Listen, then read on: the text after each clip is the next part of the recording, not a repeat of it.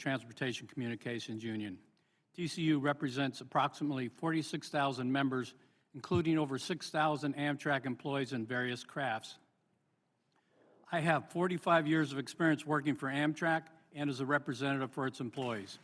Amtrak has indeed been my life's work, and I am extremely proud to be part of America's passenger railroad. I'm here primarily to speak about the changing culture at Amtrak, from what it once was a proud and enviable workplace to one where employees currently live in fear for their livelihoods and their careers. But I'm also here as an advocate for Amtrak service, for what it is and what it could be. Under its current leadership, Amtrak is engaged in a systematic campaign of union busting, outsourcing good, skilled jobs of dedicated career employees to low-wage contractors with little to no experience, doing everything they can to reduce unionized headcounts and giving false pretenses to Congress and the general public about their actions. Amtrak workers were extremely grateful that Chairman Lipinski and DeVizio led a bipartisan letter co-signed by 89 of their colleagues, which questioned Amtrak about many of their labor practices. Amtrak stated in their response, and I quote, "We will not improve Amtrak on the backs of labor," unquote. Under current leadership, Amtrak has abolished at least 700 TCU members' jobs, and we've been told there are more on the way. Sadly, when it comes to Amtrak, all too often we get mired in spreadsheets and data, that our employees are viewed as just numbers to be played with from a cubicle in Washington, D.C.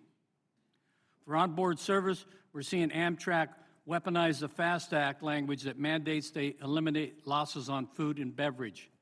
Unfortunately, instead of viewing the food and beverage language as an incentive to increase revenue or enhance service level, Amtrak views it as a license to reduce headcounts and degrade service by turning quality fresh meals into indescribable reheated airline calories. How else do you explain the current leadership's abandonment of the Coast Starlight's Joint Oversight Committee, a labor management collaborative that formulated and executed new services and products that added millions in revenue and helped better the bottom line? Indeed, it appears Amtrak is reliving the past by adopting the same self-sabotaging tactics the freights used when they wanted to jettison passenger service. It's important to remember the human impact of these cuts, especially since they're coming off the backs of Amtrak's frontline workers. The onboard service personnel are skilled professionals, like the crew of the Coast Starlight, train number 11 from last February, whose heroic actions were lauded by the passengers they served for 36 straight hours. In addition, these employees are trained as first responders, they're in first aid, and identifying threats such as terrorism or human trafficking. Another instance of Amtrak's anti-union campaign would be the elimination of rural station agents in 2018. Fortunately, there was a large public pushback, and the House and Senate FY 2020 appropriations bill both direct Amtrak to restaff these stations. Our members are eager for that bill to pass so they can get back to work. And perhaps the most egregious and callous of Amtrak's outsourcing was the Riverside Call Center, where Amtrak ignored bipartisan calls from over 40 members of the House and Senate and abolished over 500 jobs, and all because of a supposed drop in call volumes and a push to get real estate off their books. Today, Amtrak still owns the Riverside facility, and their outsourcing facilities employ at least 350 people and counting. Riverside was never about call volumes. It was about union busting, period.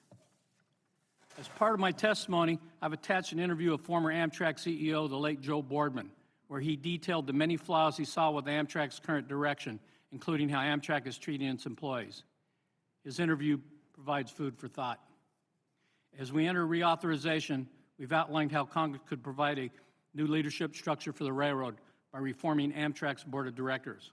We believe the board should be comprised of various stakeholders whose interests are aligned with the success of Amtrak and have experience delivering passenger rail solutions for this country.